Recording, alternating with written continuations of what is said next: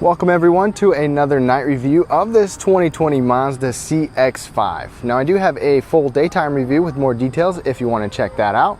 But on this one I'm going to show you what these LED lights look like on the outside, the inside, and we'll even go for a test drive and see exactly how well they perform with their adaptive function too.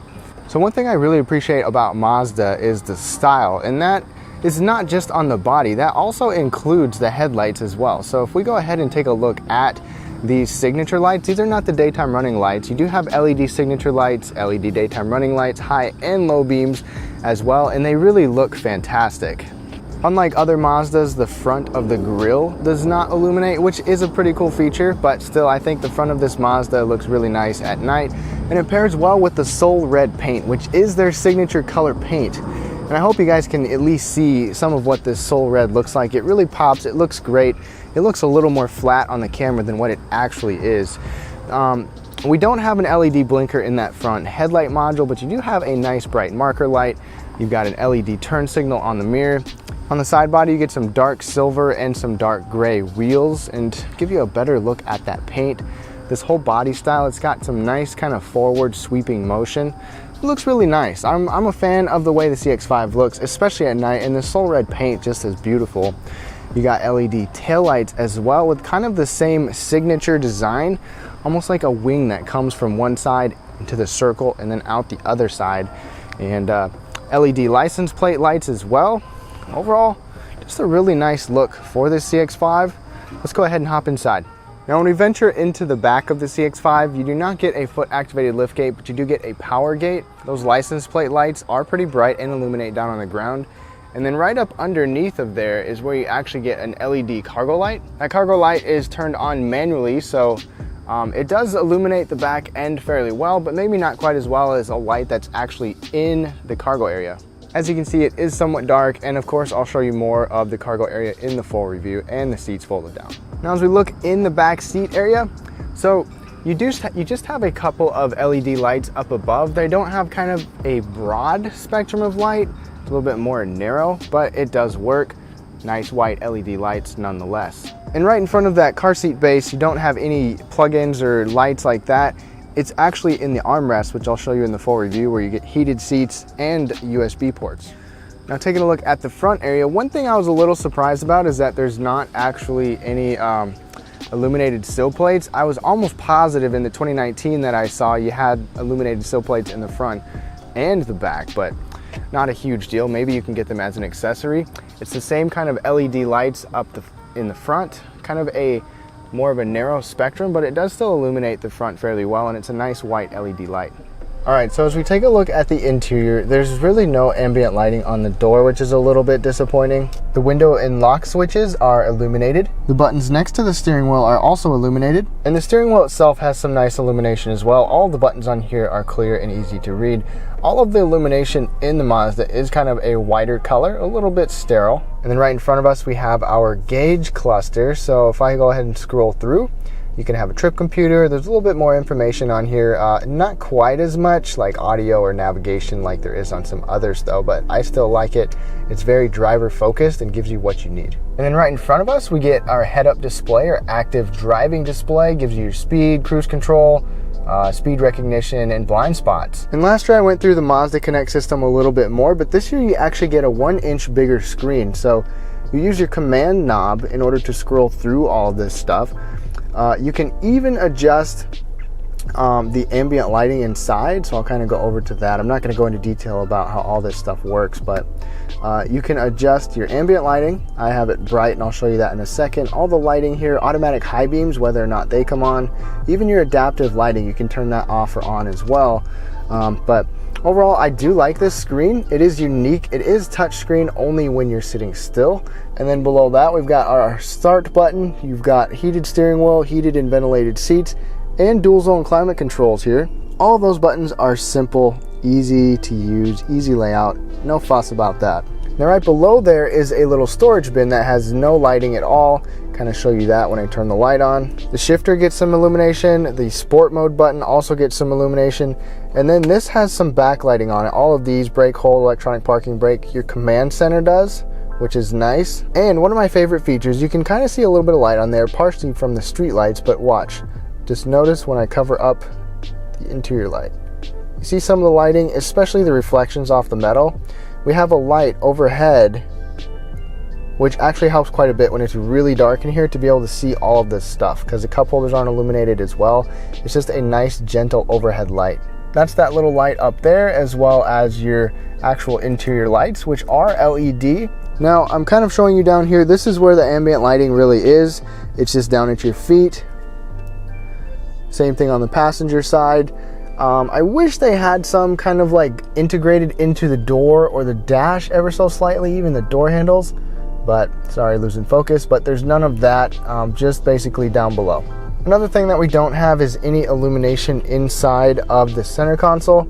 Even when I turn that off, none of the USB ports are illuminated either. So just be kind of nice to see, but really not a big deal at all.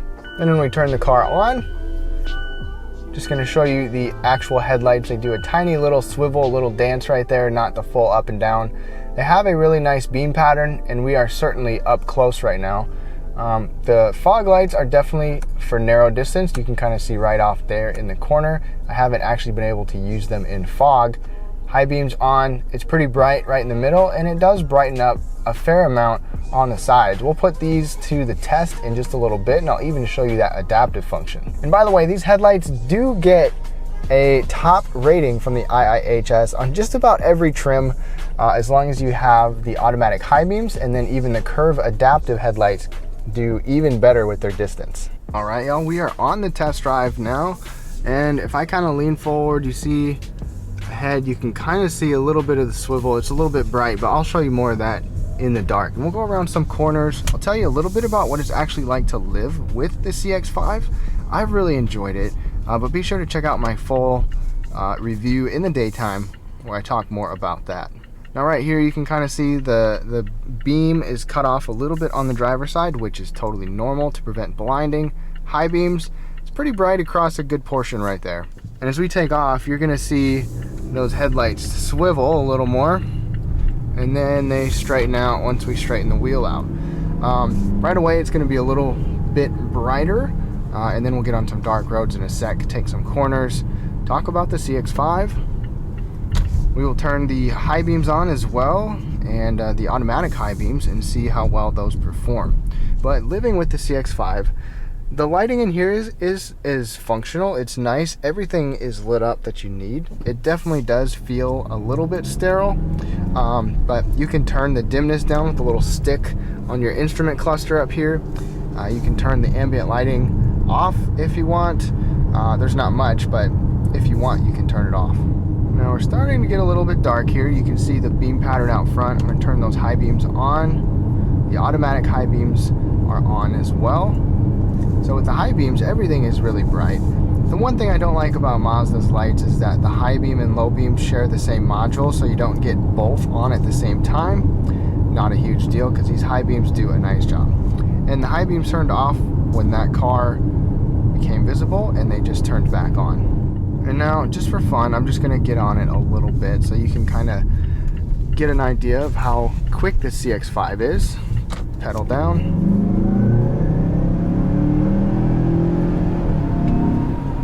And it's fun. It's a fun car to drive. It's not a burner, it's not a blazer, but for a family crossover, this thing gets up and goes. And for 2020, Mazda actually added 10 pound-feet of torque, so you can get 320 pound-feet of torque out of here with premium fuel. And right now, the high beams are on. They certainly don't need to be. They're just on automatic. But even with the street lights, that's something that I like to see. With the bright street lights, the high beams are still on, the automatic high beams. A lot of vehicles turn theirs off if there's really even a hint of a street light. So I'm curious how these will do when we have oncoming traffic. I haven't had any problem with them, and I have not had anybody flash me in the week that I've driven it. But let's go ahead and get on those dark roads. One thing to note quick is that the mirror up above is automatic dimming.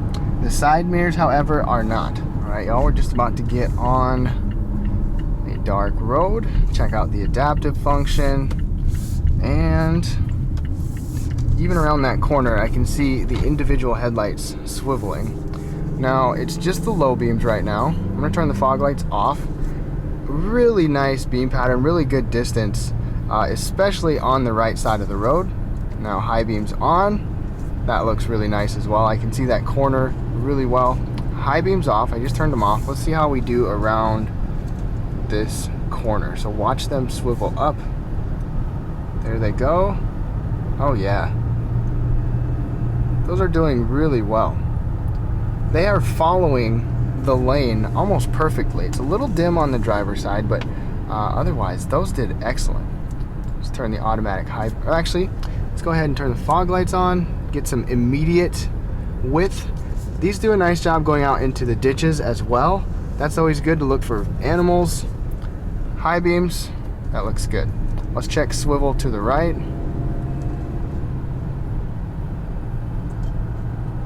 That looks perfect. Definitely better going to the right. Swivel back to the middle. These are excellent. These, I feel very comfortable driving with these. I drive in the country to work every day, and sometimes when it's real dark out, so that's a pleasure.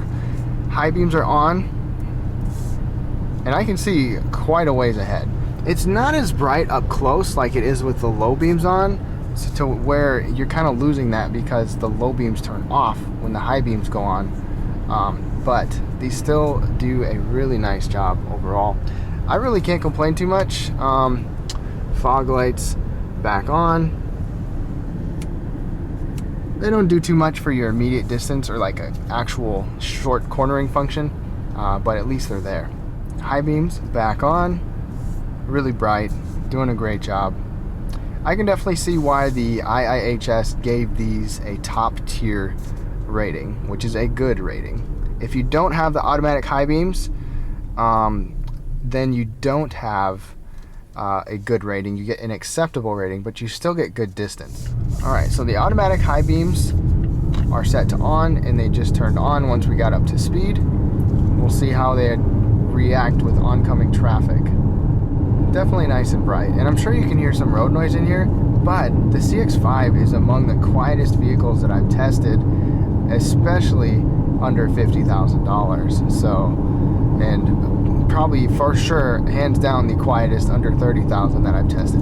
High beams turned off. That person actually just flashed me, even though my high beams are off. So that's not good. That's the first person to flash me. So, and that was a Silverado, a newer Silverado, and their headlights are pretty glary. So, anyways, we're behind somebody now. So you see the tail lights. The high beams are not on. So far the Mazda has not blinded anybody with the high beams inadvertently, like some vehicles have. So I think these headlights definitely get a pass in my book. They got good distance, they got good width, the adaptive function works well, and the automatic high beam function works well. So the adaptive function even comes on the Grand Touring model. So you got the top 3 trim levels with the adaptive function, and all of them get LED headlights. So you're good to go with the Mazda CX-5 headlights. Be sure to check out my full daytime review, both of the 2020 and the 2019 model, where I go over the new changes and a lot of features and details. Thank you so much for watching. Subscribe for more night videos, and we'll catch you next time. Have a great day.